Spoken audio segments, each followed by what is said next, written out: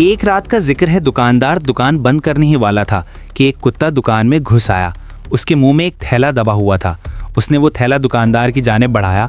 दुकानदार समझ गया कि वो उसे क्या समझाने की कोशिश कर रहा है। दुकानदार ने थैला खोला तो थैले में खरीदी जाने वाली अशिया की फहरिस्त और रकम मौजूद थी। दुकानदार ने पैसे लिए और मतलूबा सामान थैले में रख दिया। कुत्ते ने फौरन सामान का थैला उठाया और चला गया। दुकानदार कुत्ते के अफ़ाल से बहुत हैरान हुआ और ये जानने के लिए कि इसका मालिक कौन है, इसने कुत्ते का पीछा करने की ठानी। कुत्ता बस स्टॉप पर पहुंचा और बस की आमद का इंतजार करने लगा।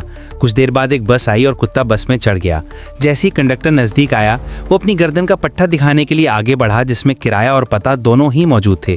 कंडक्टर ने पैसे लिए और टिकट दोबारा गले में बंधे पट्टे में डाल दिया। जब वो मंजिल पर पहुंचा तो कुत्ता सामने के दरवाजे की तरफ गया और अपनी दुम हिलाकर इशारा किया कि वो नीचे उतरना चाहता है। बस जैसे ही रुकी वो नीचे उतर गया। दुकानदार अभी तक इसका पीछा कर रहा था।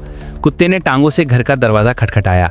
उसका मालिक बाहर निकला और उसे लाठी से बुरी तरह मारने लगा। हैरान परेशान होकर दुकानदार ने से पूछा कि तुम कुत्ते को क्यों मार रहे हो? जिस पर मालिक ने जवाब दिया, उसने मेरी नींद में खलल डाला, ये चाबियां अपने साथ भी तो ले जा सकता था। यही जिंदगी की सच्चाई है। लोगों की आपसे तवक्कुआत की कोई इंतहा नहीं है। जिस लम्हे आप गलत होते हैं वो आपकी गलतियां गिनवाने लगते हैं।